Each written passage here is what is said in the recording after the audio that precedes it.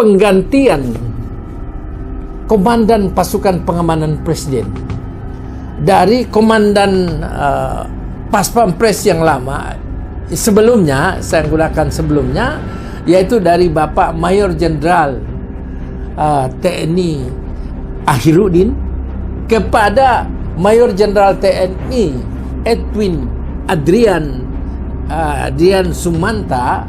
Ini adalah hal yang lumrah, biasa. Komandan Paspampres yang baru ini, Bapak Mayor Jenderal TNI Edwin Adrian Sumanta, memiliki kerendahan hati yang tidak gampang untuk menjadi pasukan pengawalan presiden, apalagi komandan. Bagaimana menjaga antara keamanan dan kenyamanan presiden. Jadi kalau keamanan itu hanya bagaimana kita pokoknya melarang orang dekat.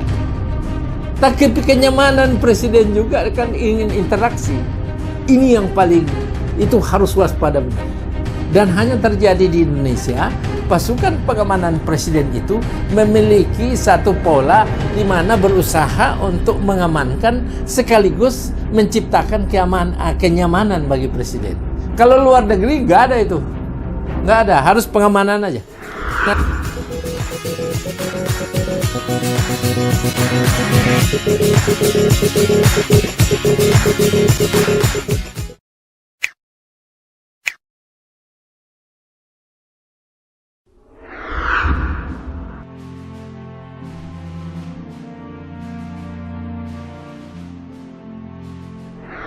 Mayor Jenderal TNI Edwin Adrian Sumanta kini resmi menakodai pasukan pengamanan presiden, menggantikan Majen TNI Akhirudin, yang mendapat kepercayaan berikutnya menjabat sebagai Pangdam 4, Diponegoro.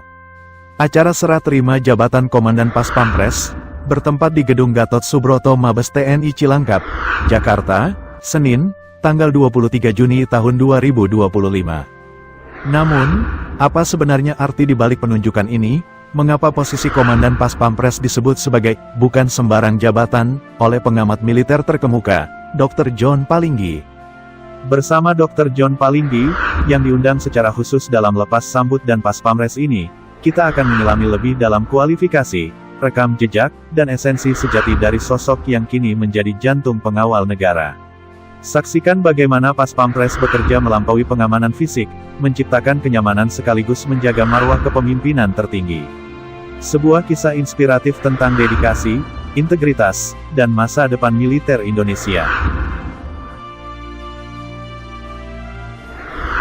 Assalamualaikum warahmatullahi wabarakatuh. Salam sejahtera demi Bapa, Putra, dan Roh Kudus. Amin.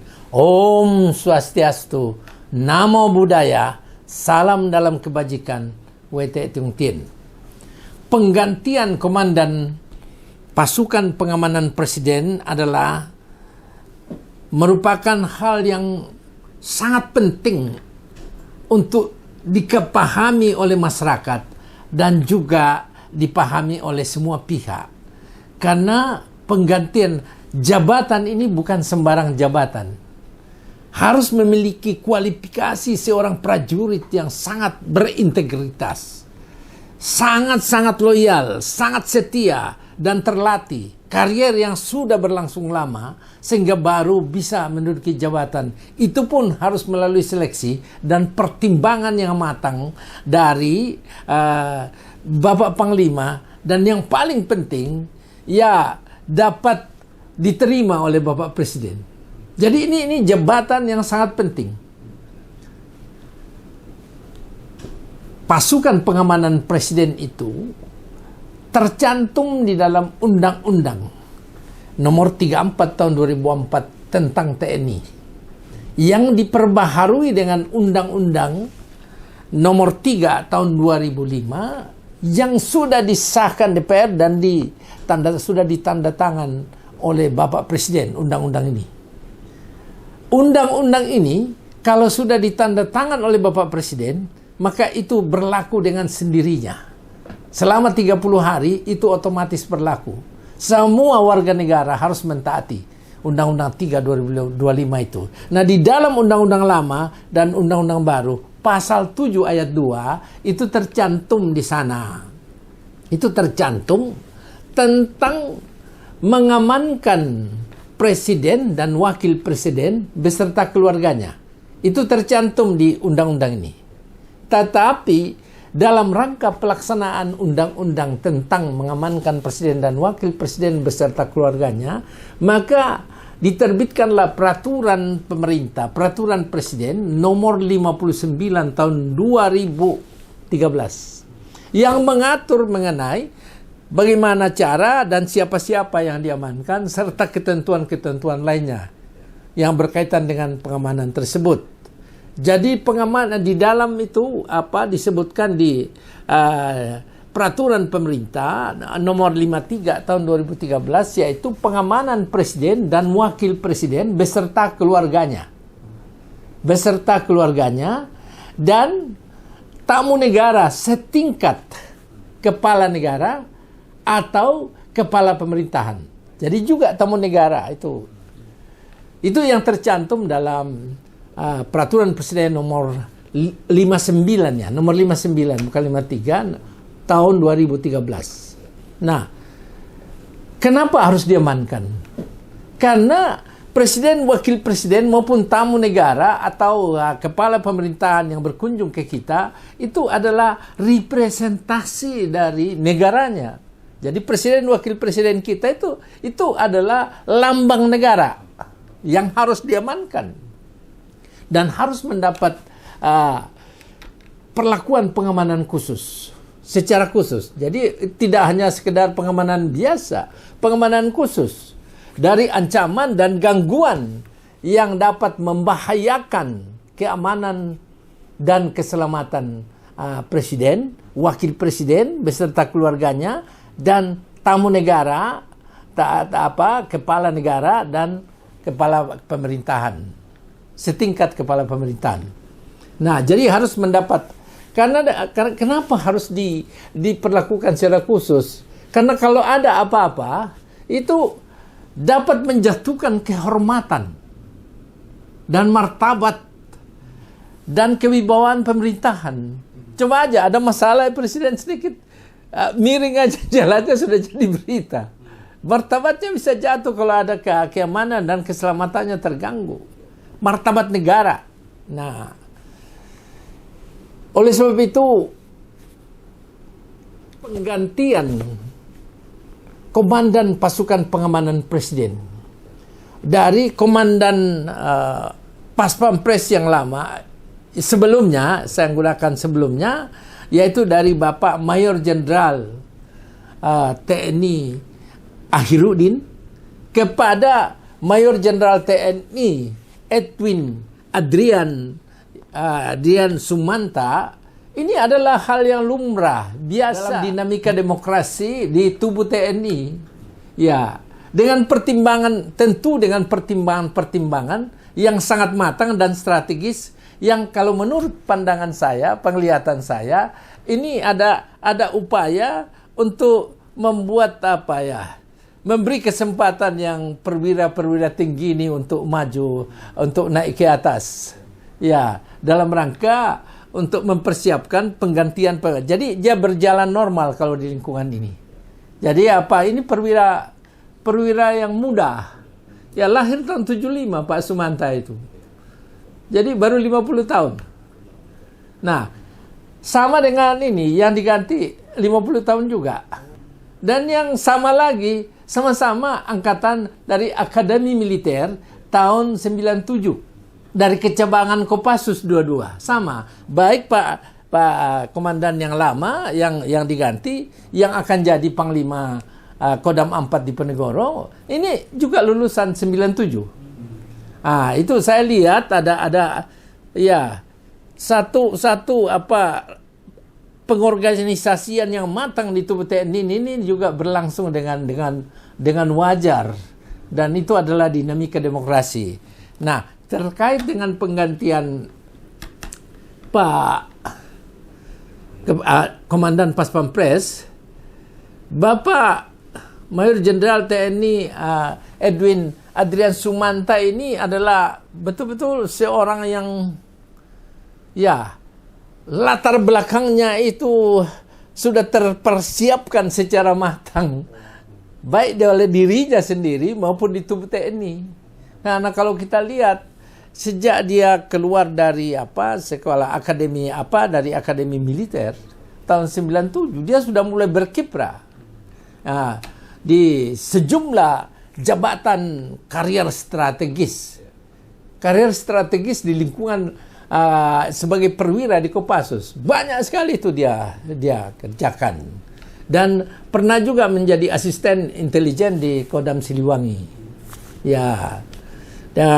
Ada karirnya juga. Jadi kalau masuk dalam Komandan Pas Pampres sekarang itu bukan hal yang baru, karena dia pernah menjadi Komandan Detsasemen 4 Pas Pampres Grup A.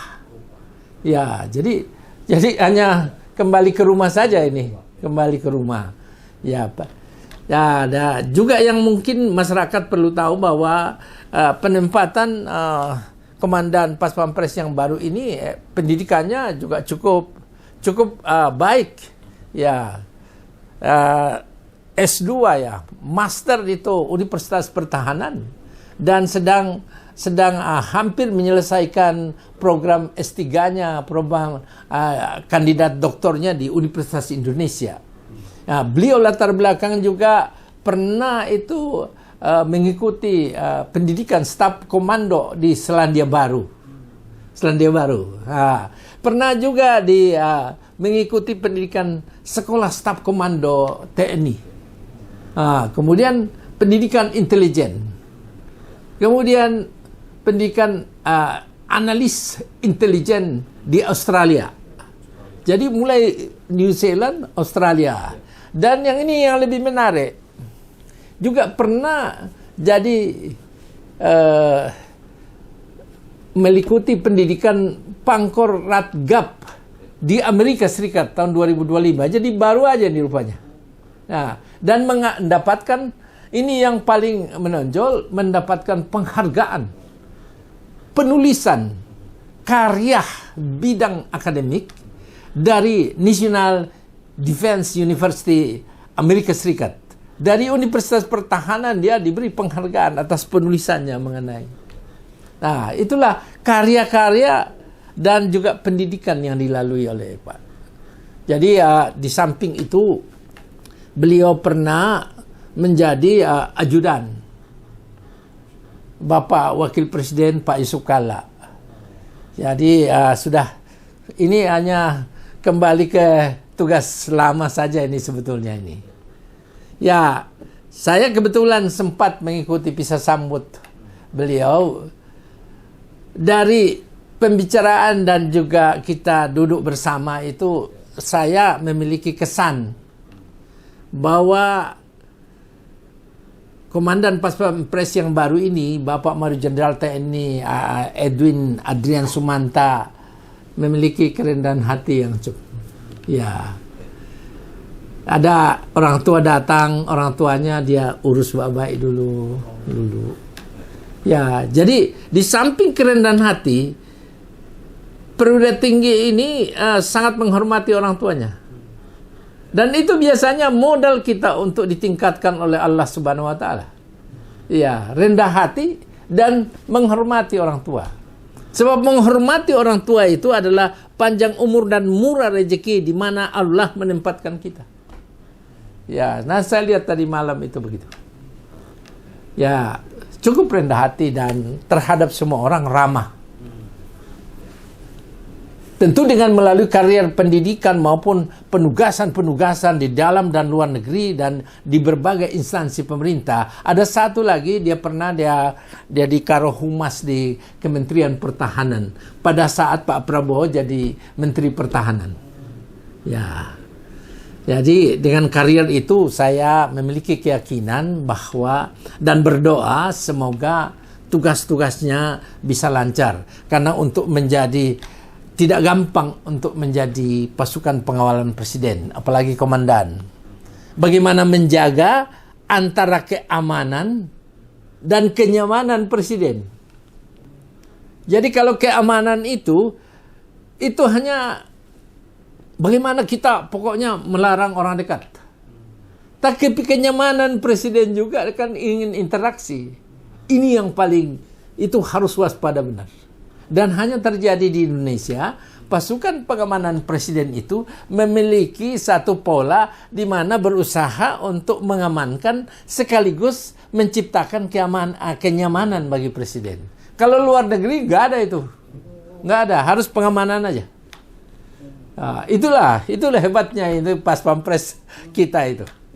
Dia bisa menciptakan sekaligus dua dimensi, pengamanan dan kenyamanan Bapak Presiden dan Wakil Presiden. Ada satu hal yang ingin saya sampaikan supaya masyarakat tahu. Bahwa pengamanan Presiden Wakil Presiden itu dan keluarganya itu meliputi pengamanan yang mulai dari pengamanan pribadi. Ya, jadi pribadinya harus aman. Yang kedua, instalasi, pengamanan instalasi. Ya, tempat kediaman, istana, kediamannya, ataupun dia hotel di mana tempat nginap, itu harus diamankan. Dan yang itu pengamanan kegiatan. Di mana jalur dia berangkat itu harus aman. Ya, jangan ada di sana tukang tembak gitu kan. Pengamanan kegiatan. Di mana acara diadakan sudah duluan disterilkan. Kemudian pengamanan penyelamatan. Penyelamatan itu sudah ada standar kalau ada hal-hal yang membahayakan. Yang lain lagi pengamanan makanan. Makanannya juga harus aman. Makanya ada dokter yang selalu ikut. Dan yang lain pengamanan media. Jadi media itu berusaha supaya komunikasi supaya itu tidak media itu jangan salah menjelaskan atau media juga keliru. Dan yang terakhir itu tentu pengawalan kemana. Harus diingat bahwa pengamanan ini juga itu termasuk di dalamnya mengamankan anak dan menantu. Ya, tapi kalau anak dan menantu presiden itu hanya pengamanannya pengamanan pribadi, kemudian pengamanan kegiatan misalnya ke pasar atau kemana semua. Dan pengawalan, dia tidak berhak terhadap pengamanan lainnya. Jadi anak menantu itu sama. Nah, jangan sampai, jadi masyarakat harus tahu bahwa hanya anak menantu. Ya. Nah, kemudian yang lainnya saya kira itu. Kalau misalnya presiden dan wakil presiden ke luar negeri ini, maka itu ada pengamanan luar negeri itu diselenggarakan oleh Panglima TNI dan dikoordinasikan dengan Menteri Luar Negeri, Seknek, kemudian juga dikoordinasikan dengan Badan Intelijen Negara, dikoordinasikan dengan Kapolri. Itu saya kira sekitar itu. Bahwa penempatan Komandan Pas Pampres ini juga sangat memiliki kualifikasi yang cukup sebagai perwira tinggi yang menempati posisi ini, sama dengan yang diganti. Kalau untuk usia Pak, ini kan dan Pas Pampres ini baru 50 tahun Pak, sementara di Undang-Undang TNI kan sampai 61 tahun Pak. Jadi masih panjang nih Pak ya? Ya, kalau di Undang-Undang Nomor 3 tahun 2025, kalau seorang misalnya Brigjen itu bisa sampai 60 tahun. Kalau Mayor Jenderal sampai 61 tahun pensiun. Kalau Letnan Jenderal sampai dengan 62. Jadi kalau 61 dengan umur Komandan Pas Pampres yang baru sama dengan Komandan Pas Pampres yang lama, umurnya 50 tahun, masih 11 tahun bisa mengabdikan diri bagi bangsa dan negara melalui kemiliteran ini. Dan tentu saya pribadi mendoakan mereka berdua supaya menjadi pemimpin di kemudian hari, calon pemimpin di kemudian hari, sebab generasi muda. Ya, saya menggunakan istilah jangan menggunakan generasi tua, generasi muda. Gunakan generasi sebelumnya dan generasi penerus. Jadi saya anggap dua orang ini generasi penerus yang kita doakan supaya bisa berkembang secara baik tanpa cedera dan pada saatnya dia menjadi pemimpin di kalangan militer. Masih 11 tahun. Ya, cukup. Cukup panjang Pak ya? Cukup panjang. Namun demikian perlu juga menjaga diri supaya jangan cedera. Karena di kalangan TNI itu sedikit saja keliru bisa rusak semua karir. Sistemnya sudah berjalan kalau di TNI. Tidak akan meleset kalau bersalah. Tentulah dengan penugasan Bapak Mayor Jenderal TNI Edwin Adrian Sumanta ini, tentu saya atau kita semua juga ya berbangga dan bersyukur kehadirat Allah Subhanahu wa taala bahwa Komandan Pas Pampres yang baru diberi kepercayaan oleh Panglima TNI dan Presiden. Dan yang paling pokok, dia diberi kepercayaan oleh Allah Subhanahu wa taala untuk memantul jabatan sebagai Komandan Pasukan Pengamanan Presiden.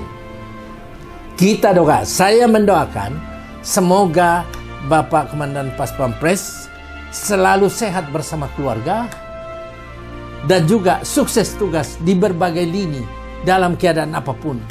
Dan yang paling penting, mudah-mudahan Bapak selalu sehat, nyaman, aman bersama Bapak Presiden kita yang sangat amat kita sayangi, Bapak Presiden Prabowo. Dan kepada Bapak Komandan Pas Pampres yang baru diganti untuk menjadi Panglima Kodam 4 Diponegoro, saya pun doakan supaya selalu sehat bersama keluarga dan sukses tugas sebagai Panglima di Jawa Tengah, dan berharap suatu saat kembali lagi Jakarta dengan prestasi yang lebih baik lagi. Amin.